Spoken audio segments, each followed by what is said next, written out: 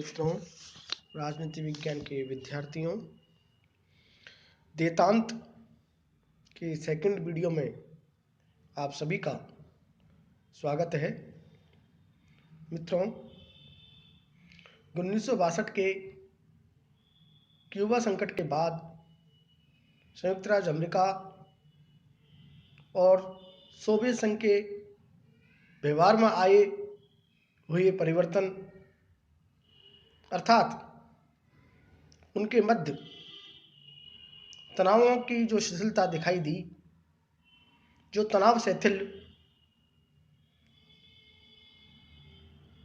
हुआ, उसे देतांत के नाम से जाना जाता है।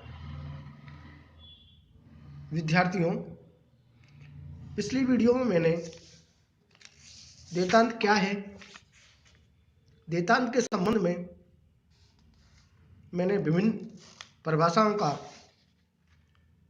उल्लेख किया। डॉक्टर जफर इमाम कहते हैं, पश्चिमी दुनिया में जो अर्थ देतांत का है उसे शांतिपूर्ण सहअस्तित्व के शब्द में अभिव्यक्त किया जा सकता है। विद्यार्थियों, डॉक्टर वी के श्रीवास्तव देतांत के संबंध में बताते हुए कहते हैं कि संयुक्त राज्य अमेरिका और सोवियत संघ ने अब शीत युद्ध के संघर्षपूर्ण संबंधों का अवसान करने का निश्चय किया, जिसे प्राय देतांत के नाम से जाना जाता है। मित्रों, प्रोफेसर हरीश कपूर इस संबंध में देतांत की व्याख्या करते हुए कहते हैं कि देतांत संबंधों की व्यवस्था में दोनों महाशक्तियों के आपसी व्यवहार में समझौतावादी रुझान का दायरा बढ़ना, यूरोपीय महाद्वीप का अन्य विभाजित न होना, अपितु यूरोपीय देशों में व्यापारिक एवं सांस्कृतिक आदान प्रदान का विस्तार होना तथा संघर्षपूर्ण एवं विवादास्पद समस्या को द्विपक्षीय एवं बहुपक्षीय वार्ताओं से निपटाना शामिल है। विद्यार्थियों, देतांत के संबंध में इस प्रकार इन परिभाषाओं को आगे बढ़ाते हुए देतांत के क्या कारण रहे, तनाव शिथिलता के क्या कारण रहे,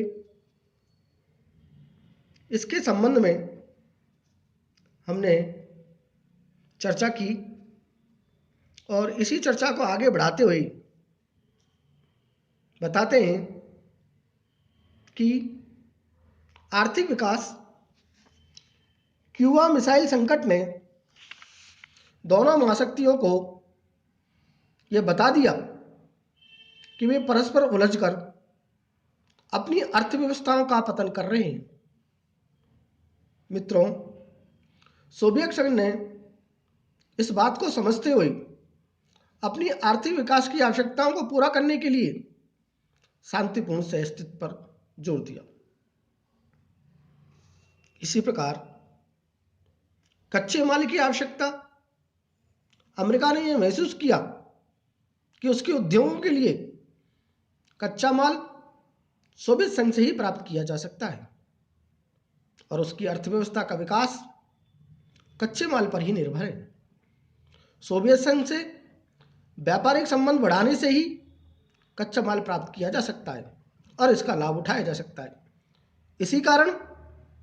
इसीलिए दोनों ने, विशेष रूप से अमेरिका ने, टकराव का रास्ता छोड़ने का निर्णय किया। मित्रों, इसके अलावा स्थायी शांति का विचार दोनों महाशक्तियों के बीच में चला और इस तनाव को आगे नहीं बढ़ाने के लिए, अपने राष्ट्रीय हितों में वृद्धि करने के लिए, चूंकि स्थायी शांति की आवश्यकता होती है, इसलिए दोनों महाशक्तियां इस बात को महसूस करने लगी कि स्थायी शांति के बिना आर्थिक विकास संभव नहीं है। इसलिए दोनों महाशक्तियां परस्पर भेदभाव भूलकर सहयोग का रास्ता अपनाने को सहमत हो गई। मित्रों, इसके अलावा राष्ट्रीय हितों में वृद्धि, दोनों महाशक्तियों ने अनुभव किया कि लोक कल्याण को बढ़ावा देने के लिए, गरीबी के निवारण के लिए, लोगों के जीवन स्तर को ऊंचा उठाने के लिए परस्पर तकनीकी सहयोग के द्वारा राष्ट्रीय प्राथमिकताओं का लक्ष्य प्राप्त किया जा सकता है।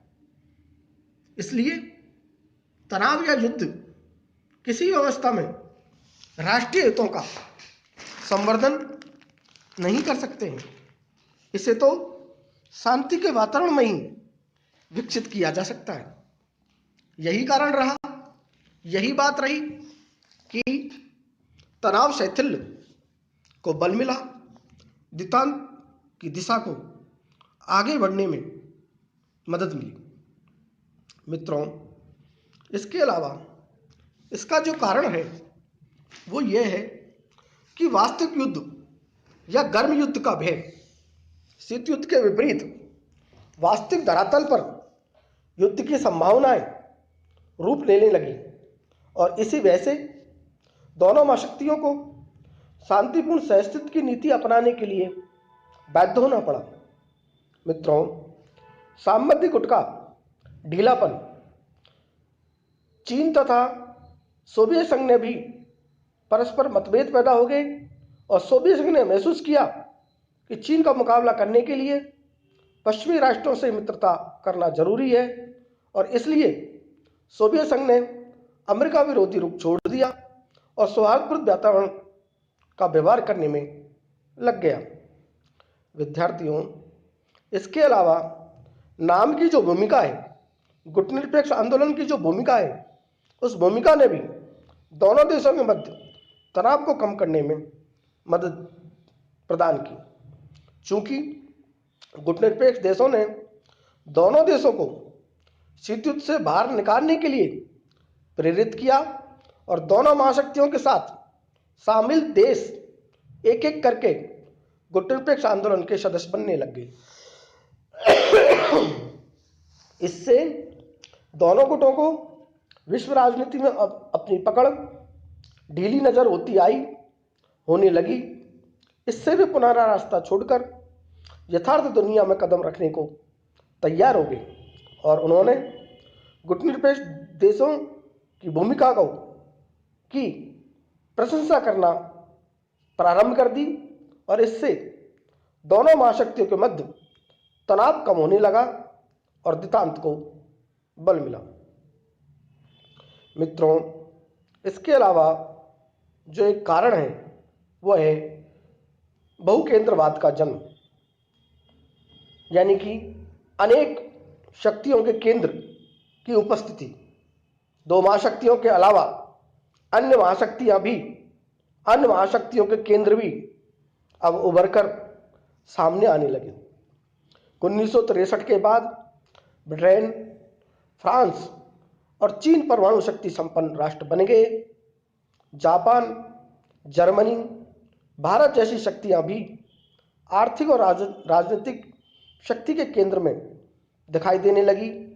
1975 में भारत ने भी परमाणु शक्ति हासिल करके दोनों महाशक्तियों को अपनी उपस्थिति का एहसास करा दिया और अंतर्राष्ट्रीय जगत में, अंतर्राष्ट्रीय राजनीति में द्विध्रुवीकरण का अब बदलाव बहुकेंद्रवाद की ओर बदलने लगा। इससे विश्व राजनीति का दो गुटों में विभाजन का विचार भंग होने लगा, नष्ट होने लगा और ऐसे में दोनों गुटों ने टकराव का रास्ता छोड़कर अपने आप को अंतर्राष्ट्रीय जगत में नई भूमिका निभाने के लिए प्रेरित किया। आगे बढ़ाया।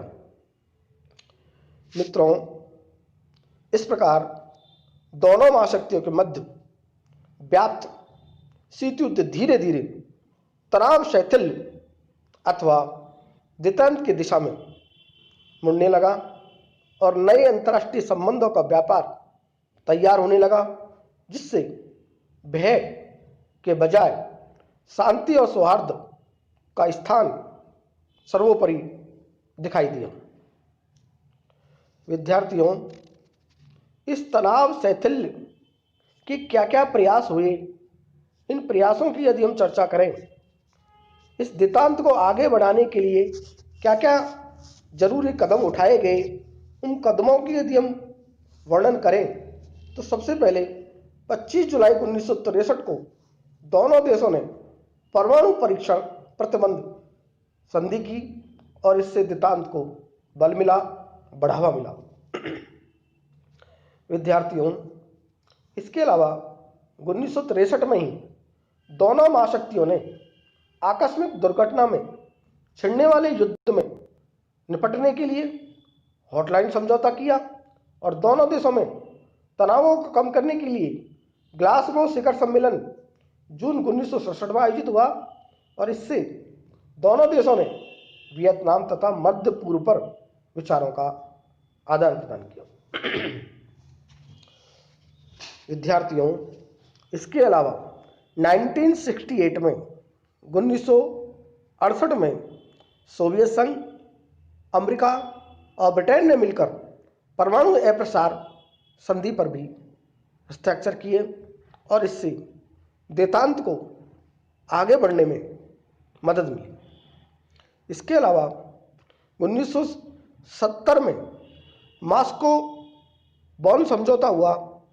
इस समझौते ने पश्चिमी जर्मनी तथा सोवियत संघ के बीच तनावपूर्ण स्थिति को समाप्त कर दिया।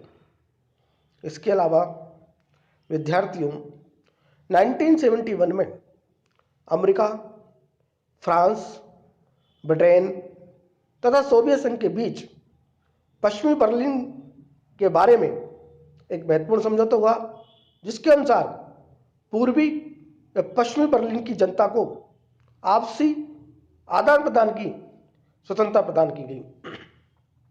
इससे बर्लिन को लेकर दोनों गुटों के बीच व्याप्त तनाव में बहुत कमी देखी गई। विद्यार्थियों, इसके अलावा 1972 में अमेरिका और सोवियत संघ दोनों ने दो जर्मन राज्यों के सिद्धांतों को मान्यता प्रदान करके जर्मनी की समस्या का समाधान कर दिया और इससे देतांत को आगे बढ़ने में मदद मिली। मित्रों, 7 जुलाई 1973 को अंतर्राष्ट्रीय सहयोग को बढ़ाने के लिए फिनलैंड की राजधानी हेलसिंकी में यूरोपीय सुरक्षा सम्मेलन हुआ और 1974 में दूसरे यूरोपीय सुरक्षा सम्मेलन द्वारा शीत युद्ध को समाप्त करने की दिशा में एक बड़ा प्रयास किया गया। मित्रों, इसके अलावा 1975 में 1975 में कंबोडिया युद्ध की समाप्ति ने शीत युद्ध के एक अन्य केंद्र हिंद चिंद को समाप्त कर दिया और इससे भी देतांत को बल मिला। मित्रों, 1975 में ही वियतनाम में युद्ध की समाप्ति तथा एकीकरण की प्रक्रिया में कमी आई। इससे भी शीत युद्ध की स्थिति में कमी आई और देतांत को बल मिला। मित्रों, 1977 में तृतीय यूरोपीय सुरक्षा सम्मेलन, जो कि बेलग्रेड में हेलसिंकी समझौते की भावना को मजबूत आधार प्रदान करने के लिए आयोजित किया और इसके कारण भी देतांत को बल मिला। मित्रों, 26 मार्च 1979 को इजराइल तथा मिस्र के बीच अमेरिका ने कैंप डेविड समझौता कराकर मध्य पूर्व में संघर्ष को कम करने का प्रयास किया और इससे विश्व जगत में तनाव शैथिल्य को बल मिला, देतांत को आगे बढ़ने में मदद मिली। मित्रों, विद्यार्थियों, इन प्रयासों के अलावा 1972 में दोनों महाशक्तियों के बीच मास्को वार्ता, 1972 का सॉफ्टेक समझौता, सोवियत अमेरिका आर्थिक सहयोग, बेनेविक की अमेरिका यात्रा, 1973 अपोलो सोयूज का अंतरिक्ष में मेल, साइट 2 समझौता, 1979 आदि प्रयासों से भी शीत युद्ध में कमी आई। लेकिन 1963 से 1970 के तक शीत युद्ध की कमी के संकेत नामात्र के रहे और इस दौरान भारत पाक युद्ध 1975 को लेकर दोनों महाशक्तियों में तनाव बरकरार रहा। मित्रों, 1977 में अरब इजराइल युद्ध ने भी शीत युद्ध को जारी रखा और इस दौरान शीत युद्ध में कमी लाने के प्रयास किए जाते रहे और उन्हें आंशिक सफलता भी मिली।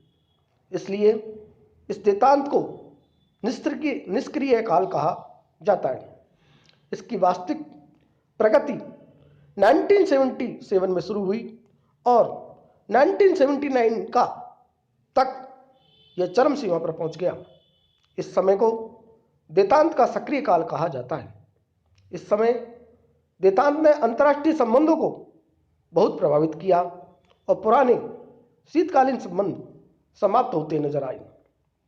मित्रों, इसके अलावा देतांत का अंतर्राष्ट्रीय संबंधों पर क्या प्रभाव पड़ता है और देतांत की जो भी बिंदु हैं, पॉइंट हैं, उनको हम अगली वीडियो में समाहित करने का प्रयास करेंगे। तब तक के लिए धन्यवाद।